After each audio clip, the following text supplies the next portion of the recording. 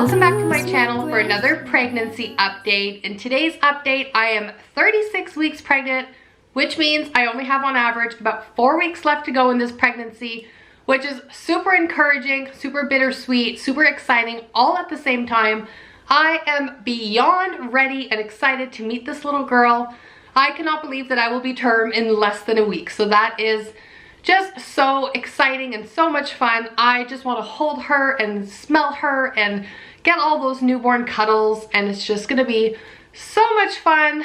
We are basically ready. The car seat is ready, her diaper bag is ready, my hospital bag is ready. We are ready to meet this little girl. So with that being said, I'm going to be sharing with you guys details today of my 36th week of pregnancy. I am filming this a little bit late because I have been dreadfully sick for the past couple days, like out of commission completely, laying on my back in bed or on my side, whatever, laying in bed for 48 hours, feeling like absolute crap, super unproductive, like I couldn't even get out of bed to use the washroom. Like that is how bad I felt. We are going to get into the details of that in a little bit in this video, so if you hear my voice being all raspy, my nose sounds super nasally, I am so sorry.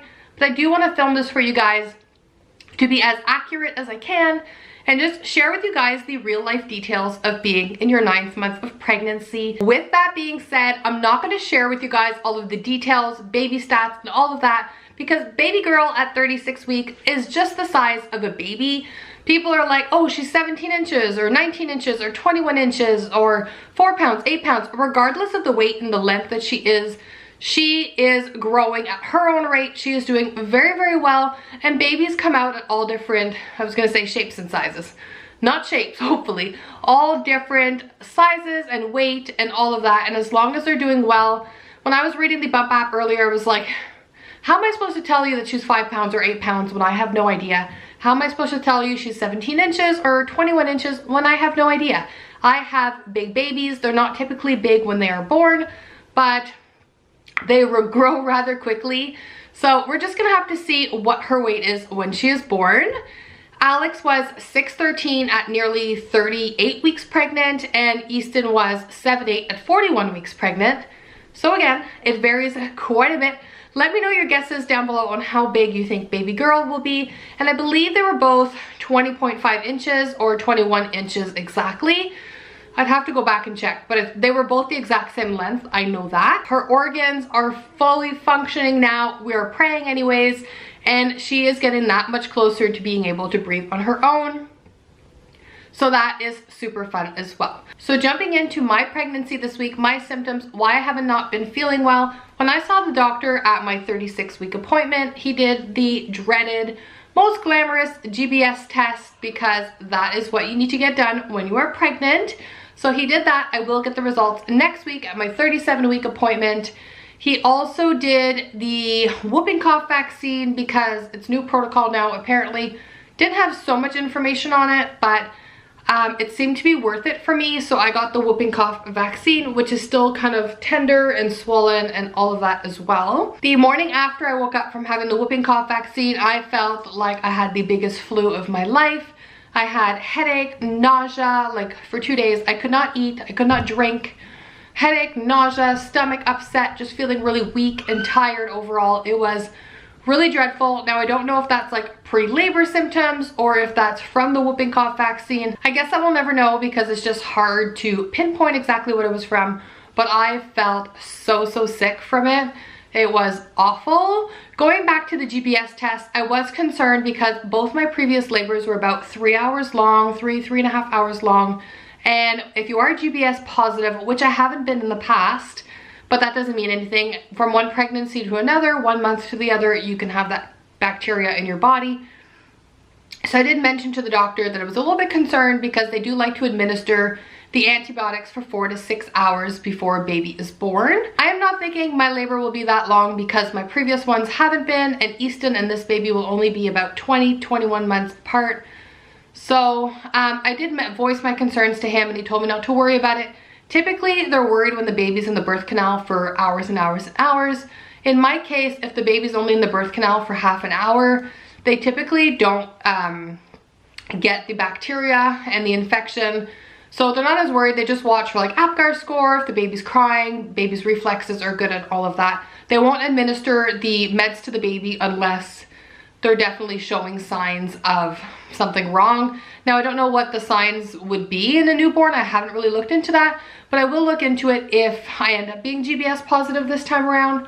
I also voiced my concerns about having such a quick labor. I'm about 45 minutes to the hospital, and then whoever's gonna come and watch the kids are about a half an hour out. So that's like an hour and 15 minutes, and my labor was only 3 hours with Easton. So I'm thinking that this one might be quicker, if not close to the same. So I'm like, how am I gonna get to the hospital, get everything ready? Like, say I'm laying in bed at night, because both my previous labors were in the middle of the night as well. How am I gonna get everything figured out? So he did say when he sees me in 2 weeks at my 38-week appointment, he will do a cervical check for the first time. If my cervix is dilated and favorable and effaced and thinned and all of that stuff, he did ask if I want to do a membrane sweep, and I'm kind of like yes or no for it, only because he's like, it's not good for you, your husband, anybody else on the road if you are giving birth while he's driving, and I really don't want to call EMT and deliver in the back of an ambulance, and I do not want to deliver at home because I don't have a support team to be able to deliver at home. So I kind of really like the idea of going into labor naturally and not being induced and all of that stuff, because that's just what I'm used to. It's what my body was made to do.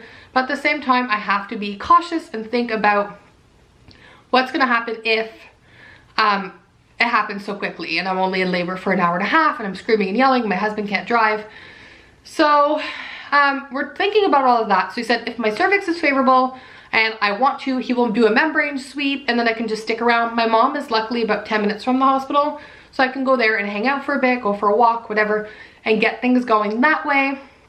That will only be if my cervix is like 3-4 centimeters dilated, you know, 80% effaced or whatnot. He didn't actually give me numbers, but I'm assuming it's if everything's ready to go. I have that to think about. I do have a couple weeks, but that just made me think like, holy goodness, like I can have this baby in less than 2 weeks right now. In retrospect, I need to get everything cracking, making sure that everything's ready, plans are ready to go, and that we have food in the fridge and all of that in case I do go into spontaneous labor. With that, baby was doing really well at my appointment. She is in fact head down. He actually got me to take my index fingers and feel her head in my like lower abdomen, pelvis, which was super sweet. She's got a big head. Well, it seems big anyways, feeling it, but it's so nice. She is not engaged yet, which is fine. She's got plenty of time, and a lot of like second, third time moms, your baby doesn't go in the birth canal or engage in your pelvis until you are in labor.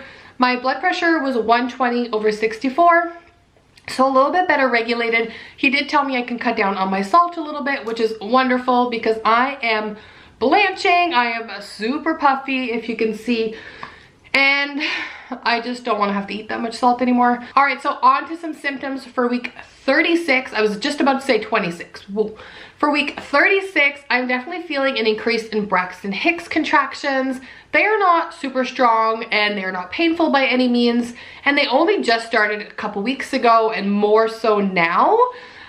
Easton's pregnancy, I had them from 20 weeks on, and they were like constant and painful and nothing was going on. And he carried on to 41 weeks. So the Braxton Hicks contractions definitely don't mean anything, but they are there. With that, I do have some back pain and some pressure down below. I'm also starting to feel that lightning crotch sensation that you guys know if you have been pregnant before.